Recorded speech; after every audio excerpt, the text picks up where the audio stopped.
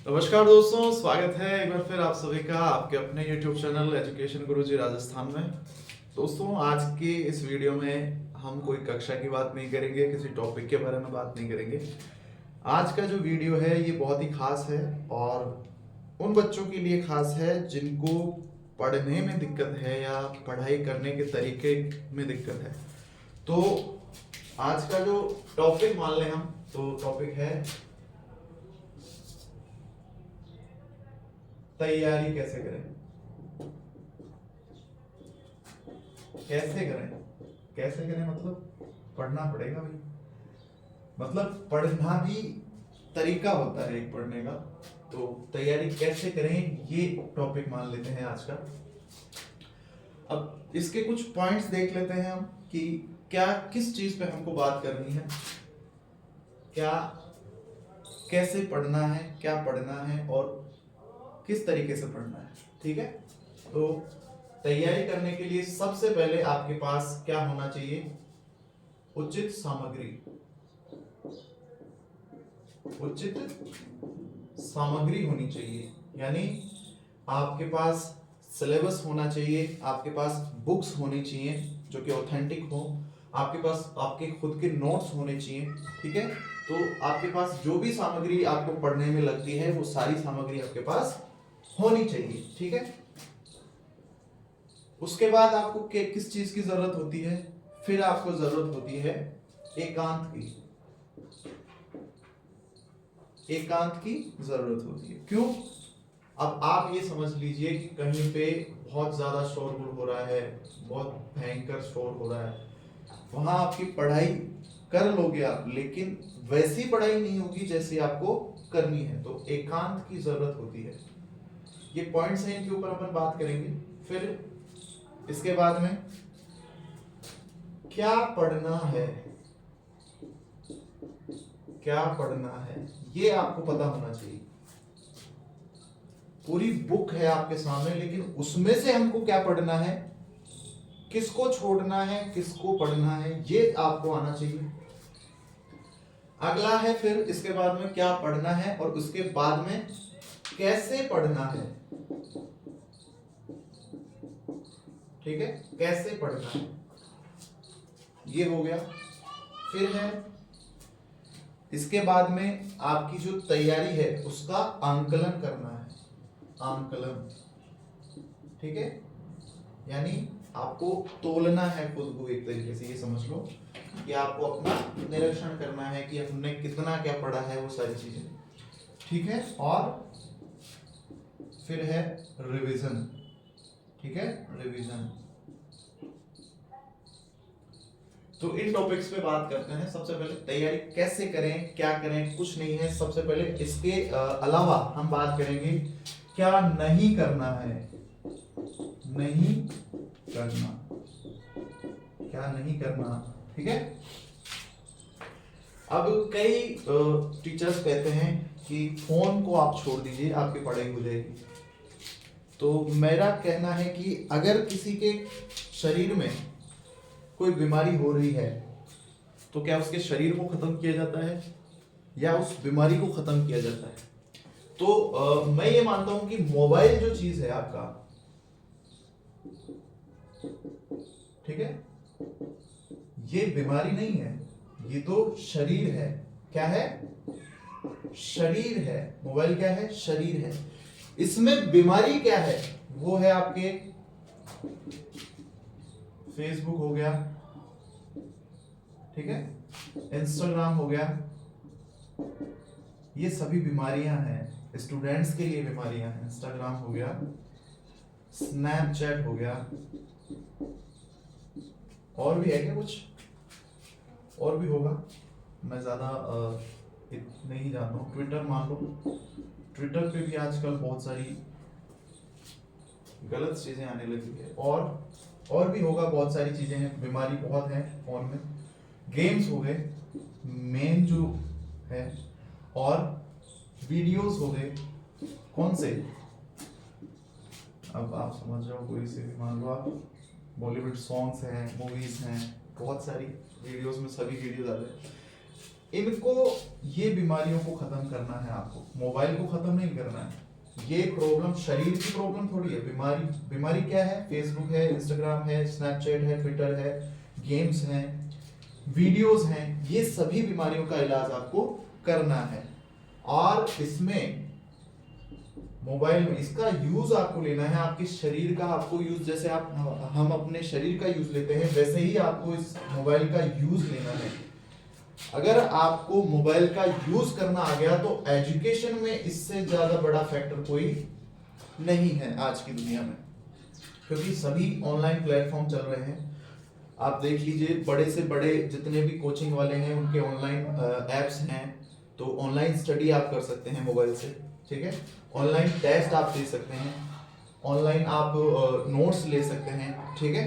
और भी बहुत सारी चीजें हैं जिसमें आप ऑनलाइन कुछ भी मोबाइल पे आपको देखना हो, गूगल सर्च कर सकते हो।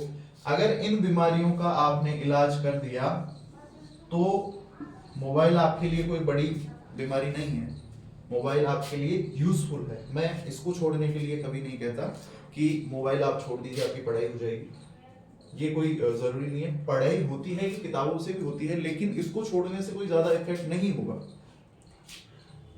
ठीक है। तो इसका यूज करना आपको आना चाहिए, जिसमें आपको, जैसे आपको ऑनलाइन क्लास लेनी है तो ऑनलाइन क्लास लीजिए।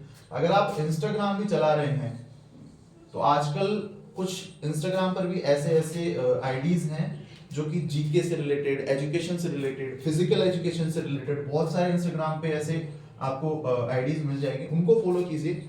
उनके आप जैसे रील्स देखोगे तो उनमें आपको एजुकेशन से रिलेटेड रील्स मिलेगी और एजुकेशन से रिलेटेड पोस्ट मिलेगी। तो ऐसे अगर आप यूज करना आपको आए तो आप इंस्टाग्राम का भी यूज कर सकते हो, फोन का भी आपको यूज करना आना चाहिए।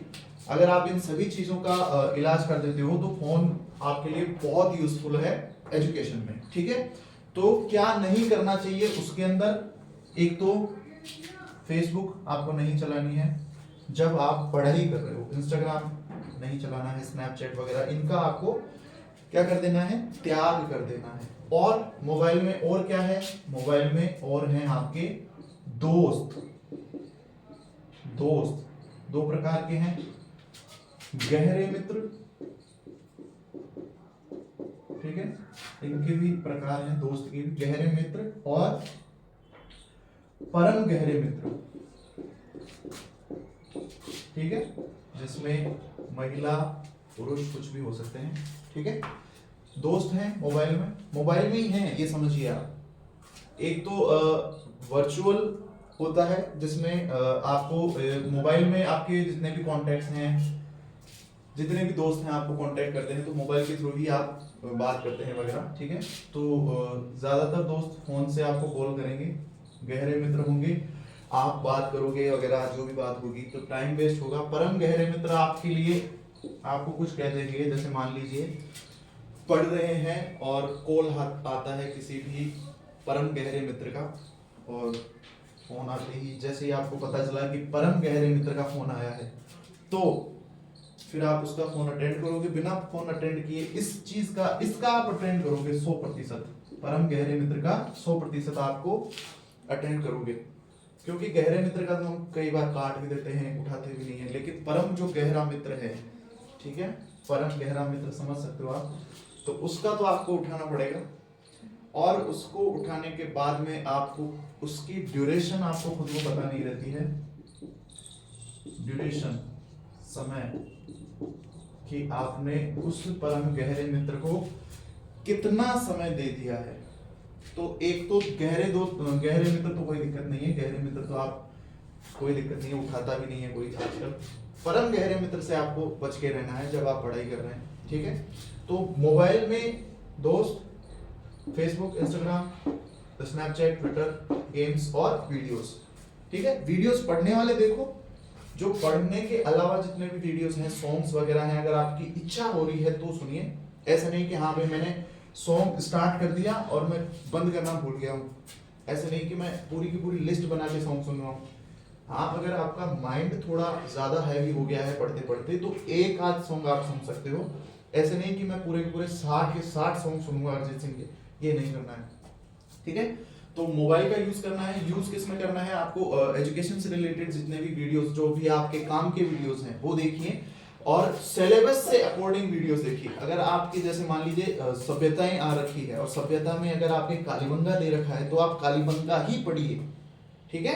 ऐसा नहीं कि आप पूरी की पूरी आहट सभ्यता पढ़ने लगे, मोहनजोदाड़ो पढ़ रहे हो, ठीक है। ओनली आपको कालीबंगा अगर टॉपिक में कालीबंगा है तो यूज मोबाइल के यूज से आप केवल कालीबंगा का देखिए, ठीक है।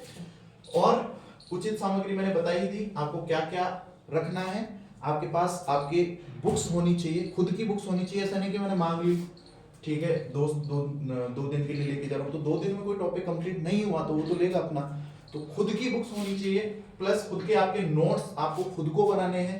जितना भी मान लीजिए जैसे मैं पढ़ रहा हूँ, कोई भी चीज मान लीजिए मैं पढ़ रहा हूँ, कोई इंपॉर्टेंट चीज मुझे दिखी उसको आप नोट कर लीजिए, अंडरलाइन कर लीजिए, ठीक है। और एकांत समय लाइब्रेरी है, लाइब्रेरी ज्यादातर आज के जितने भी स्टूडेंट हैं वो सभी लाइब्रेरी में कर रहे हैं स्टडी। और अगर घर में आपके ऐसी सुविधा है कि जहां आपको एकांत मिल रहा है तो आप घर पे भी पढ़ाई कर सकते हैं। क्या पढ़ना है ये इसमें आप सिलेबस को देखेंगे, सिलेबस के अकॉर्डिंग आपको पढ़ाई करनी है। क्या पढ़ना है वो आपको सिलेबस बताएगा कि आपको क्या पढ़ना है, ठीक है। कौन सा टॉपिक ज्यादा इंपॉर्टेंट है वो आपको पढ़ना है, ठीक है।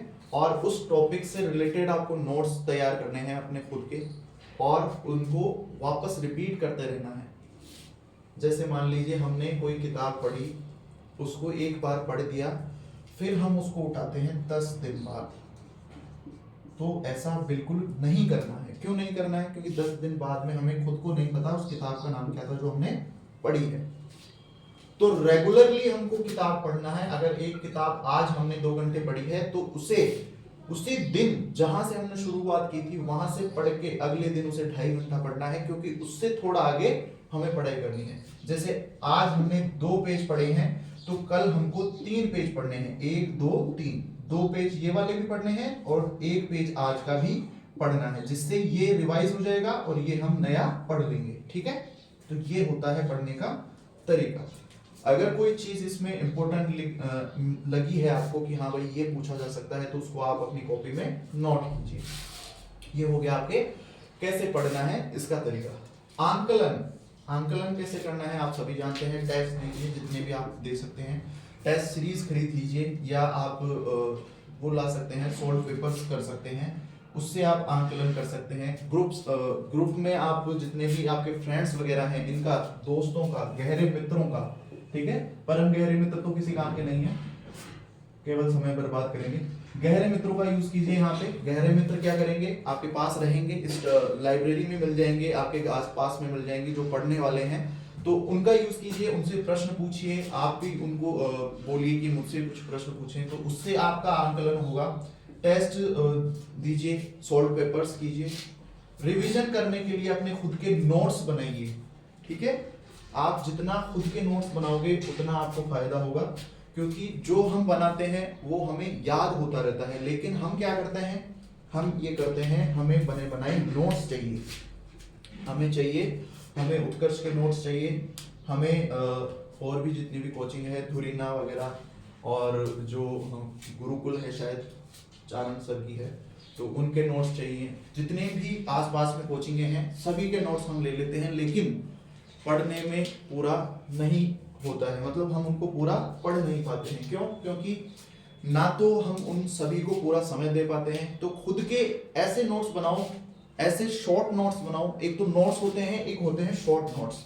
नोट्स में आपको डिटेल के साथ नोट्स बनाने होते हैं, और शॉर्ट नोट्स में आपको सिर्फ शॉर्ट, बिल्कुल मतलब जैसे आपने नोट्स पढ़े हैं उसका बिल्कुल छोटा रूप, 1 लाइन का 1 शब्द, ठीक है। तो उस हिसाब से आपको शॉर्ट नोट्स बनाने हैं, फिर उनको आप रिवाइज करते रहना, ठीक है।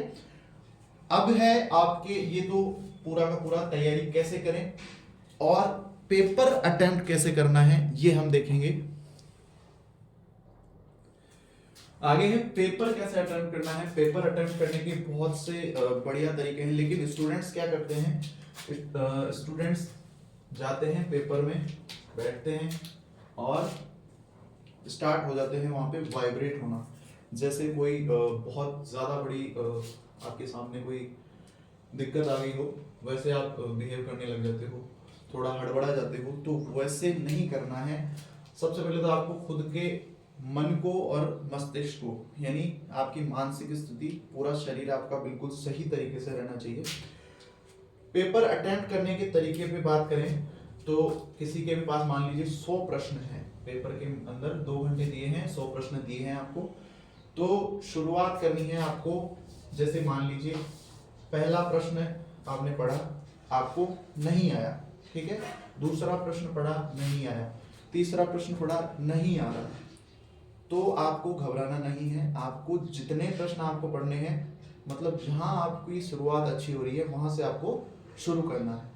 यानी पहला नहीं आ रहा, दूसरा नहीं आ रहा, ऐसे तीसरा, चौथा, पांचवा, छठा, सातवां, आठवां नहीं आ रहे, 8 प्रश्न तक प्रश्न ही नहीं आ रहे, तो बच्चा पसीने पसीने, सर्दी में भी पसीना आ जाएगा कि इतनी तैयारी करने के बाद में 8 प्रश्न पढ़ लिए लेकिन एक भी प्रश्न नहीं आ रहा।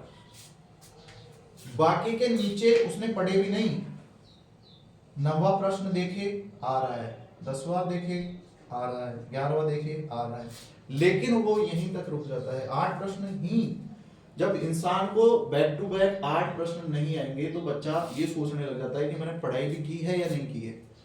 लेकिन वो एक एग्जाम पेपर सेटर का पैटर्न होता है, पेपर बनाने का। किसी किसी के शुरुआत से ही पूरे के पूरे प्रश्न आने लग जाते हैं, पहला, दूसरा, तीसरा, चौथा, पांचवा, जितने भी वो कर रहा है वो सभी सही हो रहे हैं, तो वो एक सीरीज बनती है आपके पेपर में। तो उसके अकॉर्डिंग किसी के पहले हार्ड क्वेश्चन आ जाते हैं, किसी के बाद में हार्ड क्वेश्चन आते हैं, तो वो तो सबके अपने अपने लक के ऊपर है कि किसके कौन से प्रश्न आएंगे शुरू में। तो शुरू में अगर आपके हार्ड प्रश्न आ रहे हैं, जो कि 10 से 15 प्रश्न हर एग्जाम में होते हैं, हर पेपर में होते हैं, तो घबराइए मत, आप उनको छोड़ दीजिए। पहले अटेम्प्ट में, पहला जो अटेम्प्ट होता है पेपर करने का, उसमें आपको सिर्फ वही प्रश्न करने होते हैं जो आपको आ रहे हैं। 90 से 100% वाले प्रश्न वही करने होते हैं जो आपको पहले अटेम्प्ट में वही करने हैं जो आपको 90 से 100% आ रहे हैं, ठीक है। जैसे मान लीजिए 100 प्रश्न है, पहले अटेम्प्ट में आपके 40 प्रश्न सही हो रहे हैं। 100 में से आपको 40 प्रश्न जो हैं वो 90 से 100% कंफर्म है कि ये सही है, 40 प्रश्न, ठीक है। अब क्या करना है आपको, वो प्रश्न आपको करने हैं जिन पर आपको संदेह है कि ये 80 से 90 के बीच में है, यानी मैं कंफर्म हूं कि ये 2 ऑप्शन, जैसे ए ऑप्शन है और बी ऑप्शन है, या तो ए होगा या बी होगा, तो बी पर अगर आपको लग रहा है कि बी 80 से 90% सही है, तो वो क्वेश्चन आपको करना है। 50-50 वाला नहीं करना है कि 50 इसमें है 50 इसमें है। अगर बी पे आपको लग रहा है कि हाँ 70 से 80%, इसको 70 से 80 कर लीजिए, 70 से 80% अगर आपको लग रहा है कि हाँ ये बी ऑप्शन सही है, तो आपको वो करना है। अगर 50-50 लग रहा है, 50-50 वाला आपको थर्ड अटेम्प्ट में करना है। अगर इसमें आपने सेकंड अटेम्प्ट में आपने 20 प्रश्न कर दिए, 60 प्रश्न में से 20 प्रश्न किए, 100 में से 40 कर दिए, 60 बचे, फिर 60 में से 20 हमने कौन से कर दिए, 70 से 80 वाले, ठीक है। फिर थर्ड अटेम्प्ट आपको करना है जिसमें आपको 50-50 वाला यूज करना है। ये रिस्की होता है, ये ना करें तो ही बेटर रहता है, लेकिन कई बार काम कर जाता है। तो 50-50 वाला, जैसे ए और बी में से 50 ये है और 50 ये है, तो आप ये ज्यादा क्वेश्चन ना करें, ज्यादा से ज्यादा 10 प्रश्न पर आप रिस्क ले सकते हैं, क्योंकि आपने 60 क्वेश्चन ऑलरेडी बढ़िया जो आपके दिमाग से सही लग रहे हैं आपको, वो प्रश्न आपने कर लिए हैं। अगर आप 10 प्रश्न ये वाले करते हैं तो आप प्लस में भी जा सकते हैं, माइनस में भी जा सकते हैं, लेकिन आपके 60 प्रश्नों में अगर आप 60 में से 2 या 3 क्वेश्चन भी अगर आपके गलत होते हैं तो आपको कोई ज्यादा नुकसान नहीं है। और अगर आपकी तैयारी और भी अच्छी है तो हो सकता है कि आप यहाँ 20 की जगह 30 क्वेश्चन सही कर दें और आप यहाँ पे 70 पे चले जाएं। तो ये तो आपके सेकंड अटेम्प्ट पे निर्भर करता है, उसके ऊपर आपको देखते हैं कि भाई सेकंड अटेम्प्ट में आपने कितना क्वेश्चन किया है, ठीक है। तो ये उसी के अकॉर्डिंग आपको थर्ड अटेम्प्ट करना है। अगर आपने 30 क्वेश्चन सेकंड अटेम्प्ट में कर दिए हैं तो आपको थर्ड अटेम्प्ट करना ही नहीं है। अगर आपने 10 ही क्वेश्चन किए हैं तो आपको 100% थर्ड अटेम्प्ट करना होगा, ठीक है। और अगर आपने 20 किया है तो कर भी सकते हो, नहीं भी कर सकते हो, ठीक है। तो ये होता है पेपर करने का तरीका, जिसमें आपको 3 अटेम्प्ट करने होते हैं। पहले अटेम्प्ट में आपको 90 से 100% वाले प्रश्न करने हैं। दूसरे अटेम्प्ट में आपको 70 से 80% वाले सही प्रश्न करने हैं, जिसमें अगर आपके 30 प्रश्न सही हो रहे हैं सेकंड अटेम्प्ट में तो क्या करना है, फिर थर्ड अटेम्प्ट नहीं करना है। क्योंकि 100 में से अगर 70 क्वेश्चन आपके सही हो रहे हैं, यानी 70 में से मान लीजिए कि 4 गलत भी हो रहे हैं, तो 66 अगर आपके सही हो रहे हैं तो एक बहुत बड़ा प्लस पॉइंट होता है, ठीक है। हार्ड पेपर की बात कर रहा हूँ, इजी पेपर में तो आप कर ही दोगे, ये हार्ड पेपर की बात है, जो बहुत टफ पेपर बनते हैं उनकी बात है। अगर इजी पेपर होते हैं तो इजी में वही रेशियो आगे बढ़ जाता है, आपके ये 50 हो जाता है, यहाँ पे फर्स्ट अटेम्प्ट में 50 हो जाता है, यहाँ पे आपके 40 हो जाता है, ठीक है। 40 तो 90 क्वेश्चन 100 में से आप कर दोगे आराम से, ठीक है दोस्तों। अगर वीडियो पसंद आए, पढ़ने का तरीका पसंद आए, क्या क्या करना है क्या नहीं करना है, ये अगर आपको इस वीडियो के माध्यम से सही लगा हो, जानकारी सही लगी हो, तो चैनल को सब्सक्राइब करें और बेल आइकन को दबाना ना भूलें, ठीक है। और वीडियो को शेयर करें। धन्यवाद।